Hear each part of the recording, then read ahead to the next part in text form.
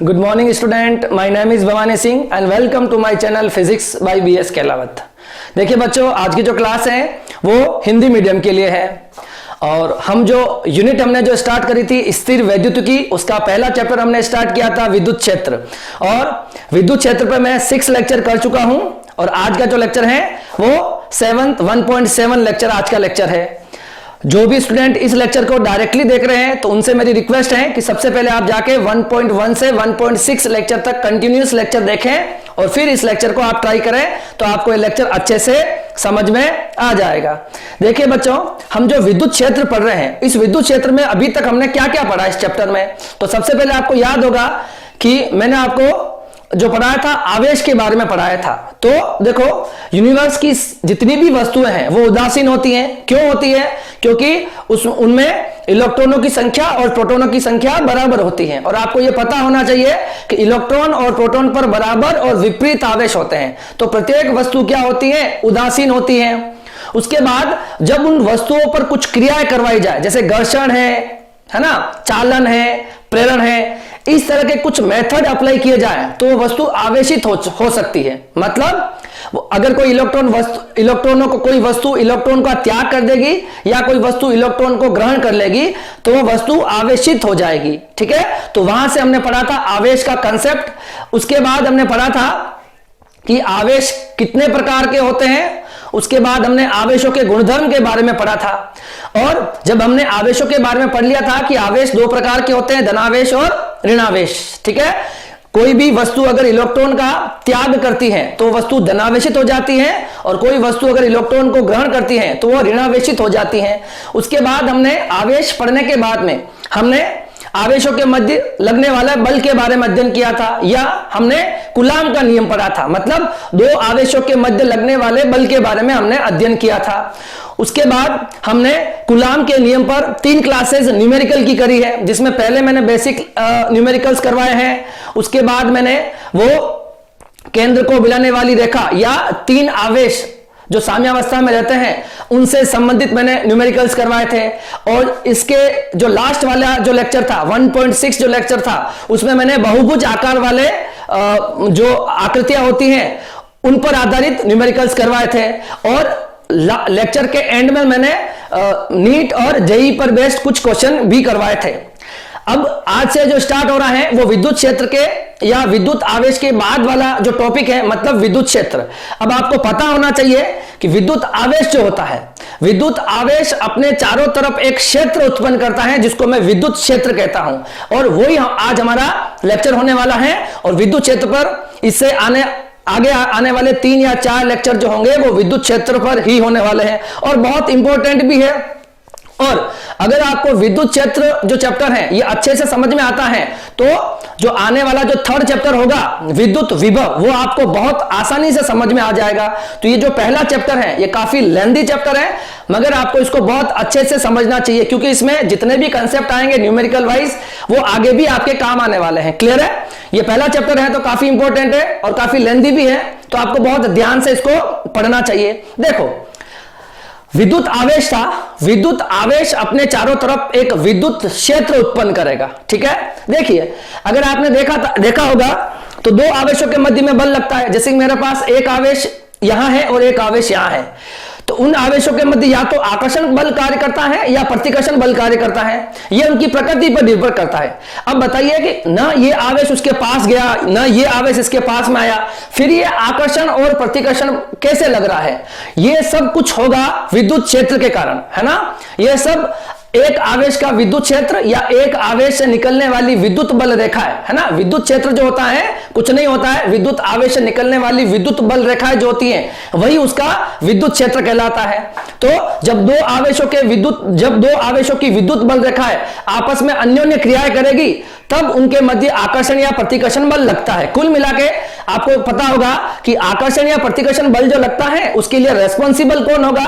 उसके लिए रेस्पॉन्सिबल होगा विद्युत बल रेखाएं, या हम कह सकते हैं विद्युत क्षेत्र ही उनके लिए रेस्पॉन्सिबल होगा या उसके कारण ही उनके मध्य आकर्षण या प्रतिकर्षण बल लगता है। आगे वाले लेक्चर्स में मैं आपको बताऊंगा, जो 2nd या 3rd लेक्चर में जब हम पढ़ेंगे तो हम विद्युत बल रेखाओं की विशेषताएं पढ़ेंगे। तो विद्युत बल रेखाएं जो होती है वो आपस में कभी भी इंटरसेक्ट या काटती नहीं है, आपस में कभी भी दो विद्युत बल रेखाएं आपस में कभी काट नहीं सकती है ना। तो उस वही कारण बनेगा आकर्षण और प्रतिकर्षण का, ठीक है। तो कुल मिला के हम जो स्टार्ट कर रहे हैं वो स्टार्ट कर रहे हैं हम विद्युत क्षेत्र, है ना। तो विद्युत आवेश के चारों तरफ का वह क्षेत्र जहां तक वह अपना विद्युत प्रभाव रखता है उसे हम उसका विद्युत क्षेत्र कहते हैं। अब देखो, धनावेश भी हो सकता है, धनावेश भी अपने चारों तरफ विद्युत क्षेत्र उत्पन्न करेगा और ऋणावेश भी अपने चारों तरफ विद्युत क्षेत्र उत्पन्न करेगा। ओके, अब धनावेश में जो विद्युत बल रेखाएं होती हैं वह लंबवत बाहर की ओर होती है। क्या होती है? लंबवत बाहर की ओर। और ऋणावेश में जो विद्युत बल रेखाएं होती हैं वो लंबवत अंदर की ओर होती है, ठीक है। और ये सारे कंसेप्ट हम जो पढ़ रहे हैं ये बिंदु आवेश के लिए पढ़ रहे हैं, है ना। जैसे हमने कूलाम का नियम पढ़ा था, तो बिंदु आवेश के लिए हम ये कंसेप्ट पढ़ रहे हैं। बिंदु आवेश का क्या मतलब है सर? तो मैंने आपको बताया था वो आवेश बहुत छोटा होना चाहिए, ऐसा आप बोल सकते हो, या यूं कह सकते हो कि जब हम दो आवेशों के बीच की कुछ क्रियाओं की बात कर रहे हैं तो दोनों आवेशों के मध्य जो दूरी होती है वो उनके आकार के कंपेयर में काफी बड़ी होनी चाहिए, तो वो उनके लिए बिंदु आवेश का कार्य करेंगे। क्लियर है? और ये आवेश स्थिर आवेश होने चाहिए, है ना। हम पढ़ रहे हैं स्थिर वैद्युतिकी, मतलब स्थिर आवेशों का अध्ययन स्थिर वैद्युतिकी कहलाता है, ठीक है। तो पहला जो हमने टॉपिक पढ़ा है वो विद्युत आवेश पढ़ा है, मतलब आवेश आपने कैसे बनाया, तो एक उदासीन वस्तु को आपने आवेशित कर लिया, ठीक है। अब आवेशित करने के बाद में उन आवेशों के चारों तरफ एक क्षेत्र उत्पन्न होगा, उसे हम विद्युत क्षेत्र कहेंगे, ठीक है। तो देखिए, सबसे पहले हम स्टार्ट कर रहे हैं विद्युत क्षेत्र से, ठीक है। तो क्या कहता है, देखो, विद्युत क्षेत्र विद्युत आवेश या आवेश समूह के परित वह क्षेत्र जहां तक उसके विद्युत प्रभाव का अनुभव किया जा सकता है। तो विद्युत आवेश के चारों तरफ का वह क्षेत्र जहां तक उसके विद्युत प्रभाव को अनुभव किया जा सकता है, मतलब कुछ बल लगेगा, या तो वो आकर्षण या प्रतिकर्षण का बल किसी अन्य आवेश पे, तो हम ये कह सकते हैं कि वहां तक उसका विद्युत क्षेत्र उपस्थित है। मतलब विद्युत आवेश के चारों तरफ का वह क्षेत्र जहां तक वह अपना प्रभाव रखता है। प्रभाव का मतलब किसी अन्य आवेश पर बल लगाना, बल लगाने का मतलब आकर्षण या प्रतिकर्षण बल, ठीक है। वो निर्भर करेगा कि वो किस प्रकार का आवेश है, ठीक है। आगे देखिए, इसकी डेफिनेशन और क्या दे सकते हैं हम, विद्युत आवेश के चारों ओर का वह क्षेत्र जहां तक कोई अन्य आवेश बल का अनुभव करे वह उसका विद्युत क्षेत्र कहलाता है। जैसे इस मार्कर को मैंने आवेशित कर दिया, ठीक है, तो इस मार्कर के चारों तरफ एक क्षेत्र बन जाएगा। यह क्षेत्र बनता है इससे निकलने वाली विद्युत बल रेखाओं से, ठीक है। अब कोई आवेश दूसरा आवेश में लाता हूं और इस क्षेत्र में कहीं रखता हूं, अगर उस आवेश पर, सुनना, इस आवेश पर अगर कोई बल लगता है, इसका मतलब हम कह देंगे कि इसका विद्युत क्षेत्र यहां तक उपस्थित है, ठीक है। उसी आवेश को अगर मैं यहां रखता हूं और इस पर कोई भी बल अनुभव नहीं होता, ना तो आकर्षण का और ना ही प्रतिकर्षण का, तो हम कह देंगे कि इस आवेश का विद्युत क्षेत्र यहां पर नहीं है, ठीक है। मतलब यहां इस आवेशित वस्तु का यहां पर विद्युत क्षेत्र शून्य है। मतलब किसी आवेश के चारों तरफ का वह क्षेत्र जहां तक कोई दूसरा आवेश बल का अनुभव करे, है ना, तो वहां पर उस आवेश का विद्युत क्षेत्र उपस्थित होगा। अगर वो बल का अनुभव नहीं करता है, मतलब तो इस आवेश का विद्युत क्षेत्र वहां तक नहीं होगा। क्लियर है? तो विद्युत आवेश के चारों तरफ का वह क्षेत्र जहां तक वह अपने विद्युत प्रभाव का अनुभव करता है या कोई आवेश, अन्य आवेश है, वो विद्युत आकर्षण या प्रतिकर्षण बल का अनुभव करता है, वह उसका विद्युत क्षेत्र कहलाता है। अगर कोई दूसरा आवेश वहां पर बल का अनुभव नहीं कर रहा है, मतलब वहां पर कोई भी विद्युत क्षेत्र उपस्थित नहीं होगा। क्लियर है? ओके, जैसे कि देखो, हमने आवेशों के प्रकार पढ़े थे, हमने दो आवेश पढ़े थे, धनावेश और ऋणावेश। कोई वस्तु इलेक्ट्रॉन का त्याग करती है तो वो धनावेशित हो जाती है, और कोई वस्तु इलेक्ट्रॉन को ग्रहण करती है तो वो ऋणावेशित हो जाती है। अब विद्युत आवेश से निकलने वाली, देखो, विद्युत क्षेत्र दिखता तो है नहीं, उसको सिर्फ अनुभव किया जा सकता है ना। विद्युत आवेश से निकलने वाली विद्युत बल रेखाओं को अनुभव किया जा सकता है। वो कैसे पता चलेगा? आकर्षण या प्रतिकर्षण से हमको बल लगेगा, उससे यह पता चल जाएगा कि यहां तक उसका विद्युत क्षेत्र उपस्थित है, ठीक है। तो धनावेश से विद्युत बल रेखा होती है वो बाहर की ओर जाती है, ठीक है, और ऋणावेश में विद्युत बल रेखा क्या होती है? अंदर की ओर आती है। अगर आपको याद रखना है तो देखो, धनावेशित वस्तु को बनने के लिए इलेक्ट्रॉन त्यागने पड़ते हैं। इलेक्ट्रॉन त्यागना मतलब बाहर जाना, तो हम यूं कह सकते हैं, याद रखने का तरीका, कि धनावेश से विद्युत बल रेखाएं बाहर की ओर निकलती है। देखो, पृष्ठ के लंबवत भी होगी, ये बात भी ध्यान रखो, पृष्ठ के लंबवत भी होगी और बाहर की ओर होगी। और अगर कोई ऋणावेश है उसमें विद्युत बल रेखाएं अंदर की ओर होती है, ठीक है। धनावेशित वस्तु कैसे बनती है? इलेक्ट्रॉन त्याग कर, ऋणावेशित इलेक्ट्रॉन ग्रहण कर। विद्युत बल रेखाएं लंबवत बाहर की ओर होती है, मैंने बता दिया अभी आपको, ठीक है। यहां ले लो या यहां ले लो। लंबवत मतलब पृष्ठ और विद्युत बल रेखाओं के बीच में 90 डिग्री का कोण बनेगा, ठीक है। इसी प्रकार से विद्युत बल रेखाएं लंबवत अंदर की ओर होती है, ऋणावेश में यहां अंदर की ओर होती है, बाहर की ओर होती है, ठीक है। ओके, अब जैसे कि यहां पर मैंने प्लस क्यू और माइनस क्यू रखा है ना, इन्होंने अपना विद्युत क्षेत्र बनाया है, तो इन आवेशों को क्या कहा जाए? तो इन आवेशों को बोला जाएगा स्रोत आवेश। क्या बोला जाएगा? स्रोत आवेश। वह आवेश जो विद्युत क्षेत्र उत्पन्न करते हैं उन्हें हम स्रोत आवेश कहते हैं। क्लियर है? अब देखो, आकर्षण या प्रतिकर्षण बल विद्युत बल रेखाओं के मध्य क्रियाओं का परिणाम है। मतलब आकर्षण या प्रतिकर्षण बल दो आवेशों के मध्य लगता है तो वो किसका परिणाम है? दो आवेशों से निकलने वाली विद्युत बल रेखाओं की अन्योन्य क्रियाओं का परिणाम है, ठीक है। और वह विद्युत बल रेखाएं आपस में कभी भी नहीं काटेगी, इंटरसेक्ट नहीं करेगी। इसको हम आगे 3rd या 4th लेक्चर में विद्युत बल रेखाओं की विशेषता पढ़ेंगे, तब मैं आपको इसके डायग्राम बना के समझाऊंगा कि आकर्षण और प्रतिकर्षण बल कैसे लगता है ना। दो आवेशों के मध्य आकर्षण कैसे लगता है और प्रतिकर्षण बल कैसे लगता है। एक बात आपको ध्यान रखना है कि धनावेश होता है उससे विद्युत बल रेखाएं लंबवत बाहर की ओर, और ऋणावेश में जो विद्युत बल रेखाएं होती हैं वो लंबवत अंदर की ओर होती है, ठीक है। ओके, अब देखिए, स्रोत आवेश Q विद्युत क्षेत्र उत्पन्न करता है, तो विद्युत क्षेत्र उत्पन्न करने वाले आवेश को स्रोत आवेश या उसे सोर्स चार्ज कहा जाता है, स्रोत उत्पन्न करने वाला, ठीक है। अच्छा, अब देखो, उस स्रोत आवेश का विद्युत क्षेत्र यहां तक उपस्थित है, यहां तक उपस्थित है या यहां तक उपस्थित है, यह पता करने के लिए हमको एक टेस्ट चार्ज, जिसको हम परीक्षण आवेश बोलेंगे, उसकी जरूरत पड़ेगी। मान लिए ये मार्कर है, इसका विद्युत क्षेत्र यहां तक है, मैं एक परीक्षण आवेश लाऊंगा। परीक्षण आवेश को हम Q नॉट से लिखेंगे। परीक्षण आवेश की प्रकृति धनात्मक होगी हमेशा, ठीक है। और परीक्षण आवेश का खुद का विद्युत क्षेत्र बहुत दुर्बल होगा या 0 के लगभग समान होगा, ठीक है। तो जैसे कि यहां मैं परीक्षण आवेश रखता हूं, अगर इस परीक्षण आवेश पे कोई बल लगता है तो मैं कह दूंगा कि इसका विद्युत क्षेत्र वहां तक है, ठीक है। और मैं यहां ले जाता हूं सपोज, और यहां पर इस परीक्षण आवेश पे कोई बल नहीं कार्य कर रहा है, तो हम कह देंगे कि इसका विद्युत क्षेत्र वहां तक उपस्थित नहीं है। अगर कोई आवेश है, उसके चारों तरफ एक क्षेत्र बनता है, और मैं एक परीक्षण आवेश लेके जाता हूं, उस परीक्षण आवेश पर अगर बल लगता है तो मैं कहूंगा कि वहां पर विद्युत क्षेत्र उपस्थित है। अगर परीक्षण आवेश पर किसी जगह पर कोई बल कार्य नहीं कर रहा है तो हम कह देंगे कि वहां पर विद्युत क्षेत्र कितना है? 0 है। क्लियर है? ओके, अब देखिए, परीक्षण आवेश को हम Q नॉट से लिखा करेंगे, इसकी प्रकृति हमेशा धनात्मक होगी, पॉजिटिव होगी, ठीक है। परीक्षण आवेश बल अनुभव करता है तो वहां विद्युत क्षेत्र उपस्थित होगा। परीक्षण आवेश बल का अनुभव नहीं करता है तो विद्युत क्षेत्र उपस्थित नहीं होगा वहां पर। परीक्षण आवेश का विद्युत क्षेत्र अल्प या 0 के बराबर होता है, जो स्रोत आवेश के क्षेत्र को प्रभावित नहीं करता। मेरी बात समझिए, ये एक स्रोत आवेश है, ये विद्युत बल रेखाएं निकल रही है, ठीक है। अगर यहां पे मैं परीक्षण आवेश रखता हूं तो ये आवेश, इससे जो इसका विद्युत क्षेत्र जो होगा परीक्षण आवेश का, वो बहुत कम होगा, अल्प होगा या 0 के बराबर होगा। इससे उत्पन्न होने वाला विद्युत क्षेत्र इसके विद्युत क्षेत्र को प्रभावित नहीं कर सकता। समझ में आया? मतलब परीक्षण आवेश का कोई विद्युत क्षेत्र नहीं होगा, या हम कह सकते हैं कि उसका विद्युत क्षेत्र बहुत कम होगा, जो स्रोत आवेश के विद्युत क्षेत्र को प्रभावित नहीं करना चाहिए। मतलब परीक्षण आवेश कैसा होना चाहिए?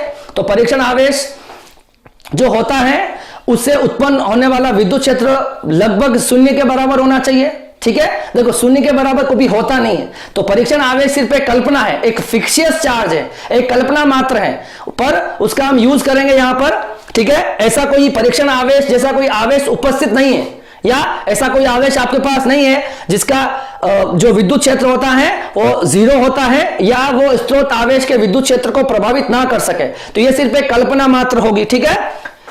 परीक्षण आवेश का विद्युत क्षेत्र अल्प या 0 के बराबर होता है, जो स्रोत आवेश के क्षेत्र को प्रभावित नहीं कर सकता। यह एक कल्पना मात्र है, ठीक है। आगे देखिए, अब देखो, अब जैसे कि आपके पास कोई विद्युत क्षेत्र है, तो विद्युत क्षेत्र में मैंने किसी आवेश को ले जाकर रखा, उस आवेश पर कितना बल लगेगा, है ना। तो देखो, मैं यह बात लिख रहा हूं, विद्युत क्षेत्र में आवेश पर बल। जैसे कि मेरे पास एक विद्युत क्षेत्र है, वहां पर मैंने Q नॉट आवेश रखा, तो उस पर कितना बल लगेगा? F बराबर Q नॉट E। तो विद्युत क्षेत्र में, बहुत इंपॉर्टेंट बात है, ध्यान रखोगे, यहां से आपका कंसेप्ट स्टार्ट होगा, ये बहुत लंबा चलने वाला है। विद्युत क्षेत्र में आवेश पर लगने वाला बल होता है F बराबर Q नॉट E, ठीक है, F बराबर क्यू नॉट ई। F हो जाएगा बल, क्यू नॉट हो जाएगा परीक्षण आवेश और E हो जाएगा स्रोत आवेश से उत्पन्न होने वाला विद्युत क्षेत्र। ठीक है, तो F बराबर क्यू नॉट ई। तो विद्युत क्षेत्र में धनावेश पर लगने वाला या परीक्षण आवेश पर लगने वाला बल होता है वो होता है F बराबर क्यू नॉट ई। ठीक है, F क्या होगा सर? तो F हो जाएगा आपके पास विद्युत बल या बल, क्यू नॉट हो जाएगा परीक्षण आवेश और E हो जाएगा विद्युत क्षेत्र, मतलब जो स्रोत आवेश से उत्पन्न होने वाला विद्युत क्षेत्र। क्लियर है? ओके। आवेश पर बल की दिशा विद्युत क्षेत्र की दिशा होगी। सबसे पहले विद्युत क्षेत्र एक सदिश राशि है। सदिश राशि का मतलब उसका परिमाण भी होगा और उसकी दिशा भी होगी। ठीक है, दिशा कहां से कहां होगी तो मैं बता देता हूं आपको। धनावेश और ऋणावेश, अगर दो आवेश है मेरे पास, एक प्लस है सपोज, एक धनावेश है एक ऋणावेश है, तो धनावेश से विद्युत बल रेखा बाहर की ओर होती है और ऋणावेश में अंदर की ओर होती है। तो विद्युत क्षेत्र की दिशा होती है वो पॉजिटिव टू नेगेटिव होती है। विद्युत क्षेत्र की दिशा धनात्मक से ऋणात्मक की ओर होती है। ठीक है, ओके। तो एक और बात, अगर आपने जो यहां पर जो स्रोत आवेश, सॉरी, ये आपने यहां पर जो परीक्षण आवेश जो रखा है, अब परीक्षण आवेश पर जिधर बल लगता है वो विद्युत क्षेत्र की दिशा उधर ही हो जाएगी। समझ में आ रहा है? परीक्षण आवेश पर जिधर भी बल लगेगा, जैसे कि कोई आवेश है यहां पर, मैंने एक परीक्षण आवेश यहां पर लगा और परीक्षण आवेश पर इधर बल लग रहा, तो इसके कारण विद्युत क्षेत्र इधर हो जाएगा।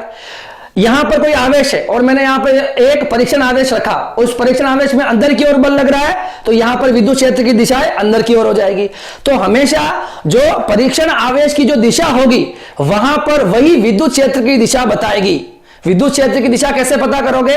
तो परीक्षण आवेश पर लगने वाले बल की जो दिशा होगी वही उस स्रोत आवेश के विद्युत क्षेत्र की दिशा भी कहलाती है। क्लियर है?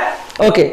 अब देखिए, विद्युत क्षेत्र एक सदिश राशि बता दिया मैंने, स्रोत आवेश के परिमाण पर विद्युत क्षेत्र की तीव्रता। ठीक है, अच्छा, अब बात करेंगे कि विद्युत क्षेत्र प्रबल, जितना आवेश का, जैसे मैंने लिया 1 कूलाम चार्ज, उसका विद्युत क्षेत्र कम होगा, 2 कूलाम लिया तो विद्युत क्षेत्र बढ़ेगा, 3 कूलाम लिया विद्युत क्षेत्र और प्रबल हो जाएगा। तो विद्युत आवेश के परिमाण पर विद्युत क्षेत्र की तीव्रता निर्भर करती है। क्लियर है? तो ये तो था आपके पास किसके बारे में, देखो मैंने डायग्राम बना रखा है, जैसे कि मैंने एक प्लस यहां पे लिया, तो ये आपका हो जाएगा स्रोत आवेश। क्या हो जाएगा? स्रोत आवेश। इस स्रोत आवेश ने चारों तरफ एक विद्युत क्षेत्र उत्पन्न किया है। ठीक है, अब मैं लेके आया एक परीक्षण आवेश क्यू नॉट, इस क्यू नॉट को मैंने यहां रखा, इस पर कोई बल नहीं लगा, इसका मतलब यहां पर विद्युत क्षेत्र कितना हो जाएगा? 0। मतलब इस आवेश से उत्पन्न होने वाला विद्युत क्षेत्र यहां पर 0 है। ठीक है, क्योंकि कोई बल नहीं लगा। अच्छा, इस परीक्षण आवेश को मैं इस बिंदु पे लेके आया और यहां पे लाया, तो इस पर जो लगने वाला बल है वो 0 के बराबर नहीं, मतलब इस पर बल लग रहा है। क्या लग रहा है? बल लग रहा है। इसका मतलब हम कह सकते हैं कि यहां पर विद्युत क्षेत्र भी 0 नहीं होगा, मतलब यहां पर विद्युत क्षेत्र उपस्थित होगा। क्लियर है? देखो, तो मैंने अभी तक आपको क्या कहानी समझाई है जो आपको वापस सुनना है, मैंने सिर्फ आपको विद्युत क्षेत्र समझाया है। वैसे एक लाइन में इसका मतलब है कि विद्युत आवेश के चारों तरफ का वह क्षेत्र जहां तक वह अपना प्रभाव रखता है उसे हम विद्युत क्षेत्र कहते हैं। या यूं कह सकते हैं कि विद्युत क्षेत्र क्या होता है? जहां पर कोई अन्य आवेश बल का अनुभव करे वह उसका विद्युत क्षेत्र कहलाता है। विद्युत क्षेत्र में मतलब क्या होगा कि अगर आप कोई परीक्षण आवेश रखते हो या कोई भी आप आवेश रखते हो, अगर उस आवेश पर बल लग रहा है तो हम कह देंगे कि वहां पर विद्युत क्षेत्र है, और अगर बल नहीं लग रहा है तो हम कह देंगे वहां पर विद्युत क्षेत्र नहीं है। क्लियर है?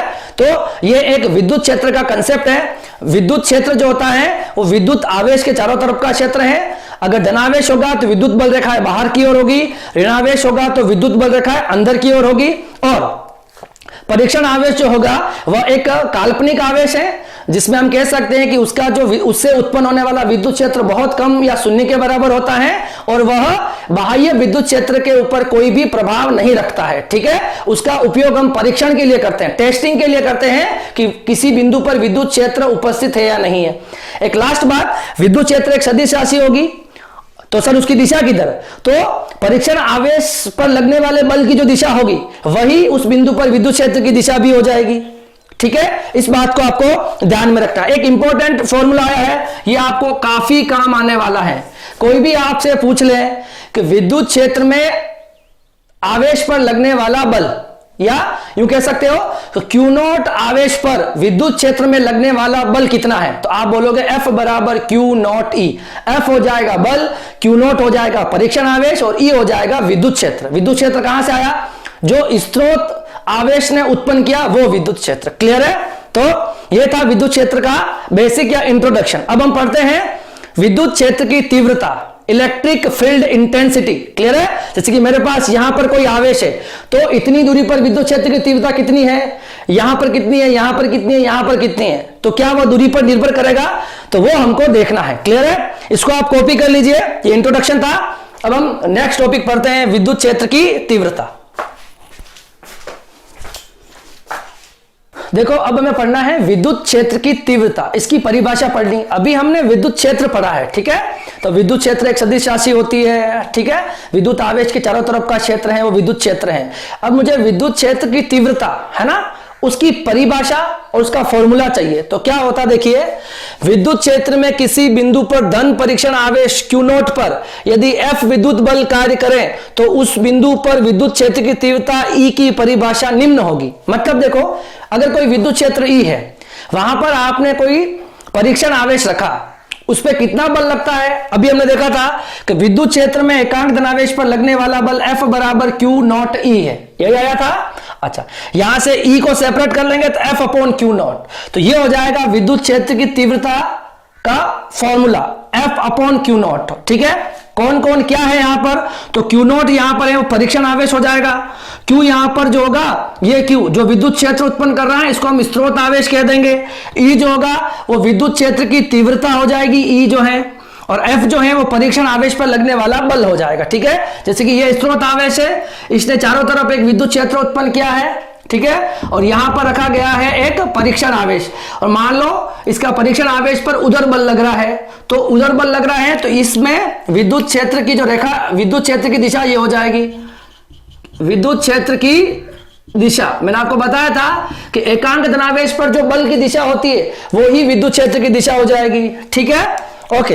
अब मेरे को इस विद्युत क्षेत्र की तीव्रता की परिभाषा चाहिए। ठीक है, तो देखो F बराबर Q नॉट E था, तो E बराबर F अपॉन Q नॉट हो गया। तो यहां पर देखो, अगर मैं Q नॉट को 1 गुलाम कर दूं, इकाई कर दूं, तो क्या हो जाएगा, E बराबर क्या हो जाएगा, यहां Q नॉट को 1 कर दूंगा तो E बराबर F हो जाएगा।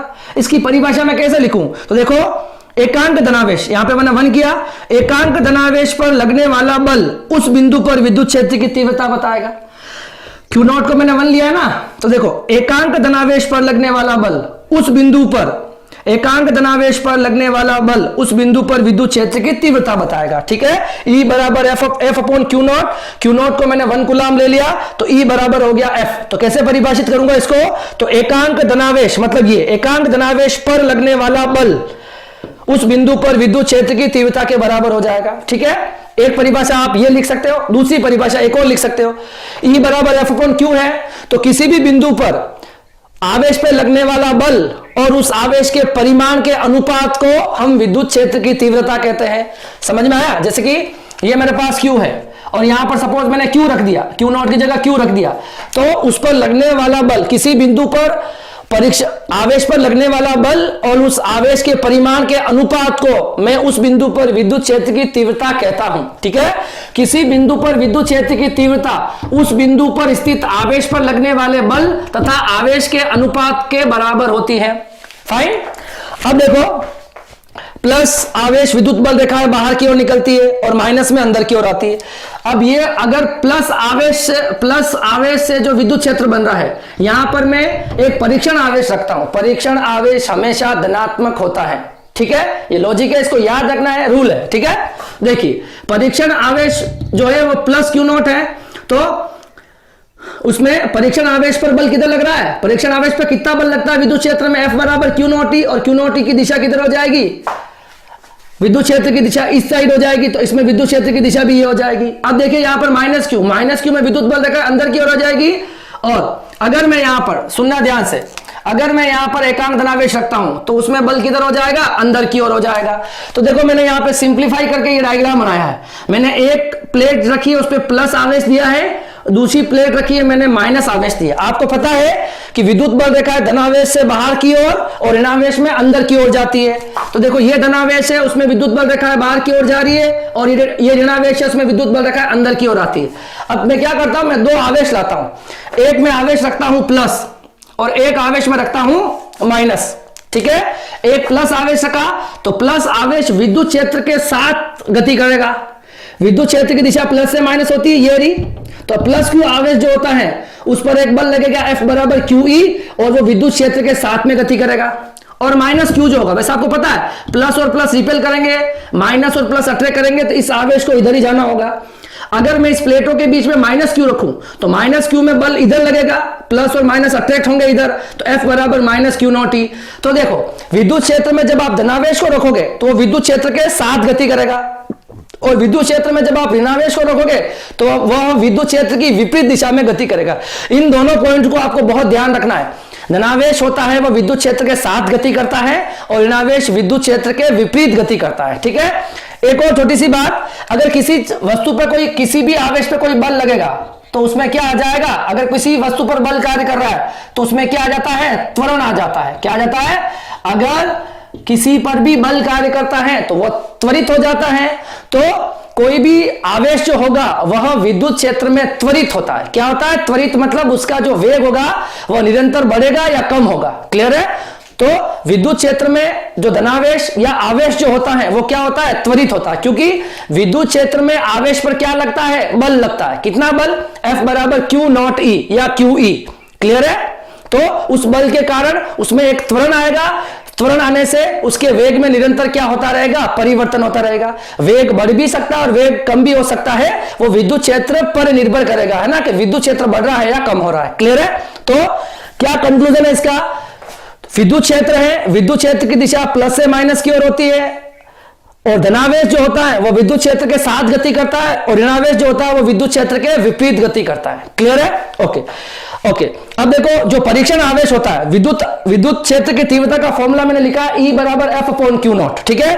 अगर आपको मैंने कहा था कि Q नॉट जो होता है वह बहुत अल्प मान होता है, परीक्षण आवेश है, उसका विद्युत क्षेत्र बहुत अल्प होता है या शून्य के लगभग होता है, या एक काल्पनिक आवेश है, तो आपको उस Q नॉट को लगभग 0 के बराबर बताना होता है। तो हम इस फॉर्मूला को ऐसे भी लिख सकते हैं, विद्युत क्षेत्र, जैसे विद्युत क्षेत्र r दूरी पर कितना है, तो Q नॉट को हम लगभग किसके बराबर लेंगे, Q naught tends to 0, Q naught लगभग 0 के बराबर हो जाएगा। अगर पूरा 0 हो जाएगा तो फिर तो आवेश ही नहीं है, इसी वजह से इसको हम फिक्सियस चार्ज कहते हैं, है ना, एक काल्पनिक आवेश कहते हैं। क्लियर है, एक कल्पना है ये। इकाई क्या हो जाएगी, F की होती है न्यूटन और Q नॉट की होती है कूलम। अच्छा, इसकी एक और इकाई भी होती है वोल्ट पर मीटर, ये बाद में आएगा, विद्युत विभव चैप्टर में आएगा कि वोल्ट पर मीटर इकाई कैसे आती है। ठीक है। तो ये विद्युत क्षेत्र जैसे यहाँ प्लस होगा या माइनस होगा, बीच में विद्युत क्षेत्र E है, ये इसका विभव हो जाएगा, ये इसकी दूरी हो जाएगी, तो विद्युत क्षेत्र होता है वो विभव अपॉन उसके बीच की दूरी, तो ये हो जाएगा वोल्ट पर मीटर डिस्टेंस। ठीक है। तो ये कैसे आएगा, विद्युत क्षेत्र होता है वो विभवांतर और दूरी के अनुपात के बराबर भी होता है, तो वोल्ट पर मीटर भी होता है, वो हम थर्ड चैप्टर जब पढ़ेंगे विद्युत विभव तब आपको ये यूनिट भी आएगी। तो विद्युत क्षेत्र की दो इकाइयां बताइए, न्यूटन पर कूलम याद होनी चाहिए और वोल्ट पर मीटर भी याद होनी चाहिए। ठीक है। और ये एक सदिश राशि होती है, विद्युत क्षेत्र एक सदिश राशि है। क्लियर है, उसका परिमाण भी होगा, दिशा भी होगा। अच्छा, किसी भी बिंदु पर विद्युत क्षेत्र की अगर दिशा पता करनी हो, कैसे करोगे, वहां पर ले जाके एक परीक्षण आवेश, एकांक धनावेश रखो, परीक्षण आवेश रखो, जिसकी प्रकृति धनावेश होगी, वो धनावेश जिधर भी जाएगा उस बिंदु पर विद्युत क्षेत्र की दिशा वही हो जाएगी। ठीक है। अगर आप यहां पर प्लस रख देंगे तो प्लस विद्युत क्षेत्र के साथ में गति करेगा, और माइनस रख दोगे विद्युत क्षेत्र में तो वह विपरीत गति करेगा। ठीक है। तो वो डिपेंड करेगा कि आपने, देखो यहां पर प्लस है तो वो विद्युत क्षेत्र के साथ गति करेगा, और माइनस होगा तो विद्युत क्षेत्र की विपरीत गति करेगा। अच्छा, विमीय सूत्र क्या हो जाएगा, F अपॉन Q नॉट होता है, विद्युत क्षेत्र का फॉर्मूला या विद्युत क्षेत्र की तीव्रता का सूत्र होता है F अपॉन Q नॉट। तो F है बल की विमा क्या होती है, m1 L1 T माइनस 2, और Q होता है I इंटू टी, तो I को एम्पियर में नापते हैं और T को हम टाइम को हम T में नापते हैं। तो देखिए इसको ऊपर ट्रांसफर करेंगे, m1 L1, ये 1 ऊपर जाएगा, T माइनस 3 और A माइनस 1। तो ये था आपके पास विद्युत क्षेत्र की तीव्रता के बारे में। तो आपको एक छोटा सा फॉर्मूला याद रखना है, E बराबर F अपॉन Q नॉट। विद्युत क्षेत्र की तीव्रता की परिभाषा, एकांक धनावेश पर लगने वाला बल उस बिंदु पर विद्युत क्षेत्र की तीव्रता के बराबर होगी। क्लियर है, किसी भी बिंदु पर विद्युत क्षेत्र की दिशा, तो एकांक धनावेश पर लगने वाले बल की दिशा ही विद्युत क्षेत्र की दिशा बताएगी। एकांक धनावेश जो होता है वो बहुत अल्प आवेश होता है, खुद का विद्युत क्षेत्र बहुत कम होता है या 0 के लगभग होता है, और वह बाह्य विद्युत क्षेत्र को प्रभावित नहीं कर सकता। देखो उसका यूज हम परीक्षण के लिए कर रहे हैं, अगर उसका खुद का विद्युत क्षेत्र भी होगा तो हम बाहर वाले जो आवेश है, स्रोत आवेश है, उसका अगर किसी बिंदु पर विद्युत क्षेत्र की तीव्रता निकालनी है तो आप एग्जैक्ट थोड़ी निकाल सकते हो, क्योंकि परीक्षण आवेश भी उसको डिस्टर्ब करेगा। तो परीक्षण आवेश का खुद का विद्युत क्षेत्र नहीं होना चाहिए, ठीक है, ऐसा होता नहीं है, मगर ये एक कंसेप्ट है तो उसको हम यूज करते हैं। क्लियर है? विमीय सूत्र ये हो जाएगा। तो हमने अभी जो पढ़ा है, हमने क्या पढ़ा है? थ्योरी पढ़ी है हमने, सिर्फ विद्युत क्षेत्र क्या होता है और विद्युत क्षेत्र की तीव्रता के बारे में हमने पढ़ा है। अब हम क्या पढ़ने वाले हैं, जैसे कि हमने एक स्रोत आवेश रखा, इस स्रोत आवेश के कारण ये दूरी है, सपोज इस दूरी पर विद्युत क्षेत्र की तीव्रता कितनी है, और दूरी बढ़ाऊंगा तब विद्युत क्षेत्र की तीव्रता क्या होगी, और बढ़ाऊंगा तब विद्युत क्षेत्र की तीव्रता क्या होगी। तो किसी भी आवेश के कारण r दूरी पर विद्युत क्षेत्र की तीव्रता कैसे ज्ञात करते हैं, हम वो पढ़ते हैं, ठीक है। इसको आप कॉपी करो एक बार। देखिए अब नेक्स्ट टॉपिक क्या है, विद्युत आवेश के कारण उत्पन्न विद्युत क्षेत्र की तीव्रता। अगर आपको कोई आवेश दे रखा हो, या उसे हम कह सकते हैं स्रोत आवेश, उस स्रोत आवेश के कारण r दूरी पर विद्युत क्षेत्र की तीव्रता कितनी है, यह ज्ञात करने के लिए हम छोटा सा एक डेरिवेशन करेंगे। देखिए तो जैसे कि आपके पास यहां पर एक स्रोत आवेश है Q, उस स्रोत आवेश से मान लो r दूरी पर P कोई बिंदु है, r दूरी पर P बिंदु है, यहां पर आपको विद्युत क्षेत्र की तीव्रता ज्ञात करनी है, ठीक है। तो हम कैसे ज्ञात करेंगे, तो मैंने आपको अभी जस्ट बताया है कि किसी भी बिंदु पर अगर आपको विद्युत क्षेत्र की तीव्रता ज्ञात करनी है तो वहां पर एक एकांक धनावेश रख दो और उस एकांक धनावेश पर लगने वाले बल की गणना कर लो, तो वहां पर उस बिंदु पर क्या आ जाएगी, विद्युत क्षेत्र की तीव्रता। वापस सुन लो, अगर मुझे किसी भी बिंदु पर विद्युत क्षेत्र की तीव्रता ज्ञात करनी होगी तो मैं वहां पर एकांक धनावेश रख दूंगा और उस एकांक धनावेश पर लगने वाले बल की गणना कर लूंगा, ठीक है। तो एकांक धनावेश पर लगने वाला बल उस बिंदु पर विद्युत क्षेत्र की क्या बताता है, तीव्रता बताता है। जैसे कि माना जैसे ये ओ बिंदु है, तो माना बिंदु ओ पर स्रोत आवेश प्लस क्यू है,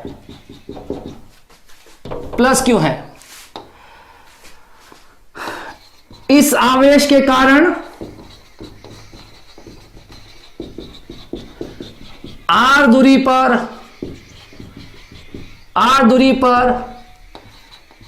P बिंदु पर विद्युत क्षेत्र की तीव्रता ज्ञात करनी है, ठीक है। P बिंदु पर एकांक धनावेश प्लस Q नॉट लेते हैं एवं लगने वाले बल की गणना करते हैं। देखिए इस प्लस Q आवेश ये हो जाएगा आपके पास स्रोत आवेश, इस स्रोत आवेश बिंदु O पर रखा गया है। इस स्रोत आवेश के कारण r दूरी पर कोई P बिंदु है, वहां पर विद्युत क्षेत्र की तीव्रता ज्ञात करनी है, तो यहां पर आपको रखना होगा एकांक धनावेश या परीक्षण आवेश कह देंगे इसको, क्या कह देंगे, परीक्षण आवेश, ठीक है।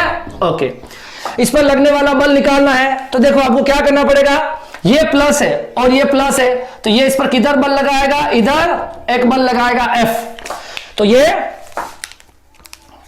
दोनों है ना। तो क्या करेंगे, देखो प्लस Q एवं Q नॉट के मध्य बल किसे निकालेंगे, कूलाम के नियम से। कूलाम का नियम क्या कहता है, देखो F equal to K Q1 Q2 upon R square, ये हो जाएगा आपके पास बल। अब देखो विद्युत क्षेत्र की परिभाषा क्या होती है, हमको इस बिंदु पर विद्युत क्षेत्र की तीव्रता ज्ञात करनी है, तो विद्युत क्षेत्र की परिभाषा से क्या होती है, विद्युत क्षेत्र की परिभाषा E बराबर F अपॉन Q नॉट, ये क्या हो जाएगा समीकरण नंबर 2, 1 एवं 2 से समीकरण A से F का मान यहां पर रख दो, तो E बराबर F की वैल्यू क्या है, K Q naught upon R square, और अपॉन में क्या है क्यू नॉट से क्यू नॉट कैंसिल, तो ई बराबर क्या आ गया के क्यू अपॉन आर स्क्वायर। ये आ गया आपके पास विद्युत क्षेत्र की तीव्रता। ठीक है, इसको आप चाहो तो वेक्टर फॉर्म में लिख सकते हो, ई वेक्टर फॉर्म में के क्यू अपॉन आर स्क्वायर और आर कैप, ये वेक्टर फॉर्म में या सदिश निरूपण हो जाएगा इसका। तो देखो प्लस क्यू आवेश के कारण आर दूरी पर विद्युत क्षेत्र की तीव्रता क्या हो जाएगी के क्यू बाई आर स्क्वायर, क्या हो जाएगी के क्यू बाई आर स्क्वायर। ठीक है, वापस सुन लो, प्लस क्यू आवेश के कारण आर दूरी पर विद्युत क्षेत्र की तीव्रता कितनी होती है के क्यू बाई आर स्क्वायर, कितनी हो जाएगी के क्यू बाई आर स्क्वायर। ठीक है, ओके। अब ग्राफ की बात कर लेते हैं, तो दो ग्राफ प्लॉट कर लेते हैं अपन। ठीक है, यहां हम क्या करेंगे, ई और आर के बीच में ग्राफ प्लॉट करेंगे। तो ई और आर में क्या रिलेशन है, देखो E inversely proportional to 1 upon R square. तो जैसे जैसे दूरी बढ़ेगी वैसे वैसे विद्युत क्षेत्र कम होगा। ई और आर में क्या संबंध है, व्युत्क्रमानुपातिकता का संबंध है, मतलब जैसे जैसे दूरी बढ़ेगी वैसे वैसे विद्युत क्षेत्र की तीव्रता कम होती चली जाएगी। ठीक है, अच्छा यही ग्राफ अगर आपको एग्जाम में ई और 1 अपॉन आर के बीच में पूछ ले, थोड़ा ध्यान रखना, ई और आर में पूछेंगे तो ग्राफ ऐसा आएगा, और इसमें ग्राफ जो आएगा वो समानुपातिकता का आ जाएगा, क्योंकि 1 अपॉन आर है, इसलिए यहां पर ग्राफ जो है ई और आर के बीच में है, तो ये आपका एक्सपोनेंशियल ग्राफ इस तरह से बन जाएगा, और इसमें जो ग्राफ है वो ई और 1 अपॉन आर के बीच में, तो ग्राफ ऐसे बन जाएगा। अच्छा, तो हमने क्या निकाला है, किसी स्रोत आवेश प्लस क्यू के कारण आर दूरी पर विद्युत क्षेत्र की तीव्रता कितनी होती है के क्यू बाय आर स्क्वायर। ठीक है, देखो अगर ये सब कुछ निर्वात में हो रहा है, तो निर्वात के लिए हम क्या लिख लेंगे formula, E equal to K 1 upon 4 pi epsilon naught Q upon R square, ये हो जाएगा निर्वात के लिए। ठीक है, अगर ये माध्यम में हो रहा है, कहां हो रहा है, अगर ये माध्यम में हो रहा है तो हम क्या लिख देंगे 1 upon 4 pi epsilon M Q upon R square. तो आप यहां से भी परावैद्युतांक की परिभाषा ज्ञात कर सकते हो, एप्सिलॉन आर। तो एप्सिलॉन आर हो जाएगा आपके पास ई नॉट अपॉन ई एम, मतलब निर्वात में विद्युत क्षेत्र की तीव्रता और माध्यम में विद्युत क्षेत्र की तीव्रता के अनुपात को। और क्या लिख सकते हो आप, यहां फॉर्मूला रखोगे 1 upon 4 pi epsilon naught Q by R square 1 upon 4 pi epsilon M Q by R square, सब कुछ कट रहा है, तो एप्सिलॉन एम ऊपर चला जाएगा और एप्सिलॉन नॉट अपॉन में आ जाएगा। तो माध्यम में निर्वात की माध्यम में विद्युतशीलता और निर्वात में विद्युतशीलता के अनुपात को भी हम क्या कह सकते हैं, परावैद्युतांक माध्यम का कह सकते हैं। ठीक है, हमने क्या निकाला है, तो विद्युत आवेश के कारण या किसी भी आवेश के कारण आर दूरी पर विद्युत क्षेत्र की तीव्रता। अब कोई पूछ ले सर यहां पर माइनस होता तो बल की दिशा ये हो जाती, मान तो यही रहता, अगर यहां माइनस क्यू होता, परीक्षण आवेश तो हमेशा प्लस ही होता है, प्लस क्यू नॉट ही होता है। ठीक है, इसको बिल्कुल आपको रख लेना चाहिए। अब माइनस क्यू होगा तो यहां पर भी बल प्रतिकर्षण का लगा तो आकर्षण का लग जाएगा, फॉर्मूले में कोई भी चेंज नहीं आएगा। ठीक है, एक और बात आपको ध्यान रखनी है कि कभी भी आपको प्लस क्यू, जैसे आप कोई न्यूमेरिकल करते हो वहां पर प्लस क्यू और माइनस क्यू का उपयोग सिर्फ आप जब को सदिश निरूपण करना हो, वेक्टर फॉर्म बतानी हो तभी करना है, बाकी हम क्या करेंगे प्लस क्यू और माइनस क्यू का यूज वहां पर नहीं करेंगे। ठीक है, कभी एग्जांपल में आया तो मैंने बताया है और आगे वाले न्यूमेरिकल में मैं आपको और बता दूंगा। क्लियर है, तो किसी भी प्लस क्यू आवेश के कारण आर दूरी पर विद्युत क्षेत्र की तीव्रता कितनी होती है के क्यू बाय आर स्क्वायर, के क्यू बाय आर स्क्वायर, बिल्कुल रटा हुआ होना चाहिए। ठीक है, अच्छा एक और क्वेश्चन पूछ लेता हूं मैं आपसे कि एकांक धनावेश में विद्युत क्षेत्र में आवेश पर बल कितना लगता है, विद्युत क्षेत्र में आवेश पर बल, तो F बराबर क्यू ई, कितना लगता है F बराबर क्यू ई, और E का फॉर्मूला क्या होता है F अपॉन क्यू होता है। क्लियर है, तो और ग्राफ प्लॉट आपको आना चाहिए, 1 मार्क्स के अंदर ग्राफ प्लॉट पूछ लेते हैं कभी कभार। ठीक है, तो ई और आर में ऐसा ग्राफ प्लॉट होगा और ई और 1 अपॉन आर में एक स्ट्रेट ग्राफ प्लॉट होगा। क्लियर है, इसको कॉपी कर लीजिए। देखो अब हमें पढ़ना है अध्यारोपण का सिद्धांत, या यूं कह सकते हैं आवेशों के निकाय के कारण उत्पन्न विद्युत क्षेत्र। अगर मेरे पास कोई निकाय है, एक सिस्टम है, उसके अंदर बहुल आवेश है, मतलब 2 या 2 से अधिक आवेश है, और P बिंदु पर मुझे अगर विद्युत क्षेत्र की तीव्रता ज्ञात करनी है तो P बिंदु पर विद्युत क्षेत्र की तीव्रता जो आएगी वो उन सभी आवेशों द्वारा उत्पन्न विद्युत क्षेत्र के सदिश योग के बराबर होगा। क्लियर है, मतलब किसी निकाय में अगर बहुल आवेश है, बहुत ज्यादा आवेश है, तो किसी बिंदु P पर अगर विद्युत क्षेत्र की तीव्रता जो आएगी वो उन सभी आवेशों के कारण उत्पन्न विद्युत क्षेत्र की तीव्रता के सदिश योग के बराबर होती है। क्लियर है? तो ये होता है अध्यारोपण का सिद्धांत। ये सिद्धांत अपन ने कूलाम के नियम में भी देखा था। सेम बिल्कुल फॉर्मेट है। वहां पर लगने वाला बल जो होता है F = K Q1 Q2 upon R², दो आवेशों के मध्य लगने वाला बल। और इसमें हम क्या पढ़ रहे हैं? किसी एक आवेश के कारण उत्पन्न विद्युत क्षेत्र की तीव्रता r दूरी पर वो होती है हमारे पास KQ/R²। क्लियर है? तो किसी बिंदु पर अगर बहुल आवेश होते हैं और उन बहुल आवेशों के कारण किसी बिंदु पर आपको विद्युत क्षेत्र की तीव्रता चाहिए, तो उन सभी आवेशों द्वारा उत्पन्न विद्युत क्षेत्र की तीव्रताओं का सदिश योग जो होता है वह उस बिंदु पर परिणामी विद्युत क्षेत्र के बराबर होता है। क्लियर है? तो देखो, विद्युत क्षेत्र एक सदिश राशि है। यदि किसी बिंदु P पर, यह बिंदु है P है, ठीक है, यदि किसी बिंदु P पर कई बिंदु आवेश Q1 Q2 और Qn बहुत सारे आवेश कार्य कर रहे हैं, तो वह उन P बिंदु पर अलग अलग विद्युत क्षेत्र उत्पन्न कर रहे हैं। ये कर रहा है E1, ये कर रहा है E2, ये कर रहा है En। ठीक है? तो P पर परिणामी विद्युत क्षेत्र सभी विद्युत क्षेत्र के सदिश योग के बराबर होगा। ठीक है? तो देखो, डेरिवेशन स्टार्ट करते हैं। देखो, ये मैंने एक सिस्टम लिया Q1 Q2 और बहुत सारे आवेश है Qn तक।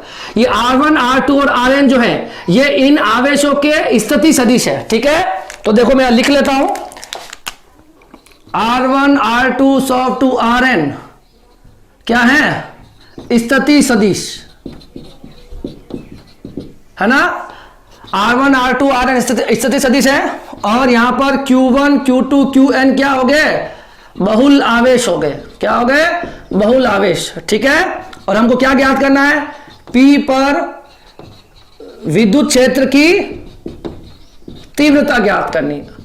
अब मुझे बताओ, किसी भी बिंदु पर विद्युत क्षेत्र की तीव्रता ज्ञात करनी हो तो हम क्या करते हैं? वहां पर ले जाके एकांक धनावेश रखते हैं। तो मुझे यहां पे क्या रख दिया? एकांक धनावेश रख दिया। ठीक है? तो देखो मैं यहां से Q1 के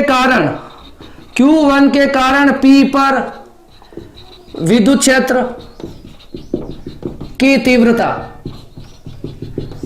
कैसे ज्ञात करेंगे? देखो, ये मेरा, ठीक है, तो देखो सबसे पहले हम Q1 एवं Q0 के मध्य बल कितना हो जाएगा? F = K Q1 Q0 upon यहां पे हो जाएगा R1 का स्क्वायर। ठीक है? और अगर आपको विद्युत क्षेत्र निकालना है तो क्या हो जाएगा? E = F upon Q0। तो E बराबर F कितना हो गया? Q0 अपॉन R1 का स्क्वायर और Q0 से Q0 कैंसल, तो E कितना आ गया?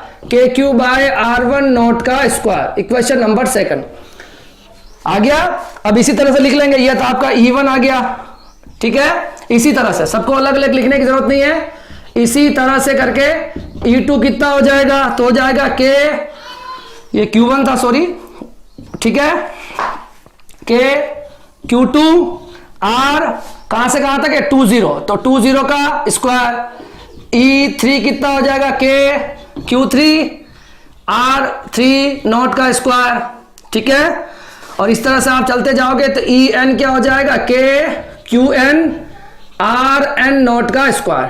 ठीक है? KQ/स्क्वायर। आपको पता है किसी एक आवेश के कारण R दूरी पर विद्युत क्षेत्र की तीव्रता KQ/R² होती है। तो देखो ये KQ1/R1 square, KQ2/R2 square, KQ3/R3 square, इन सबको हम ऐड कर लेंगे। अध्यारोपण का सिद्धांत क्या कहता है?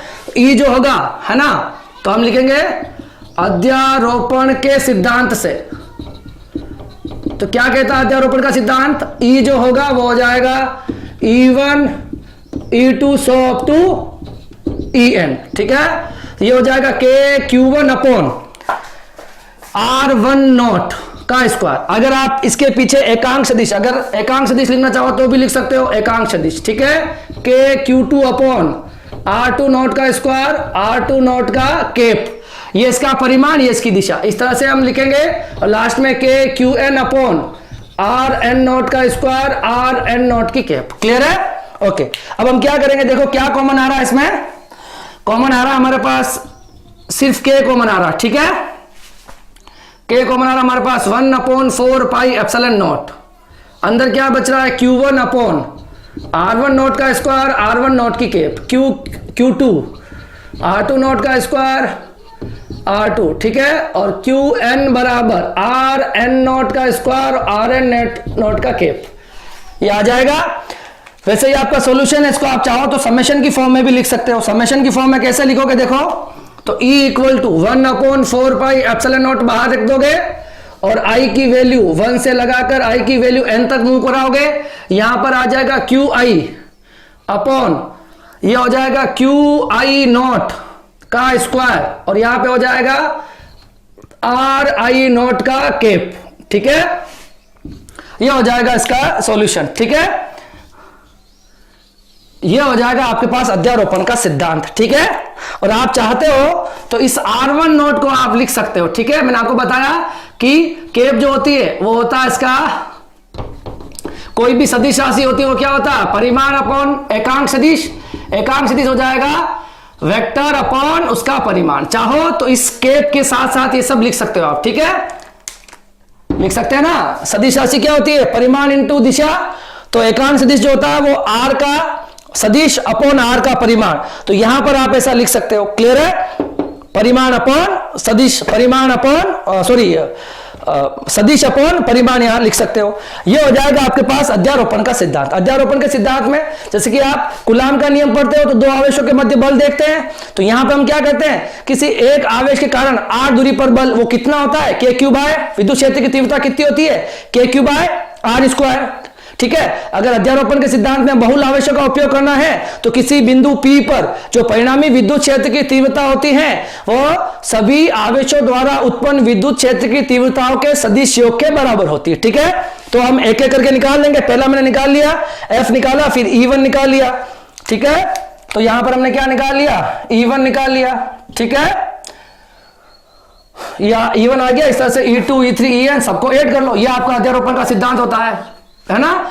तो E1 plus E2 plus E3 so up to En और सबको ऐड कर लेंगे, क्लियर है। उसके बाद आज की जो क्लास है वो हम यही फिनिश कर रहे हैं क्योंकि क्लास काफी लंबी हो जाएगी। आज जो कंसेप्ट है वो थ्योरेटिकल कंसेप्ट है।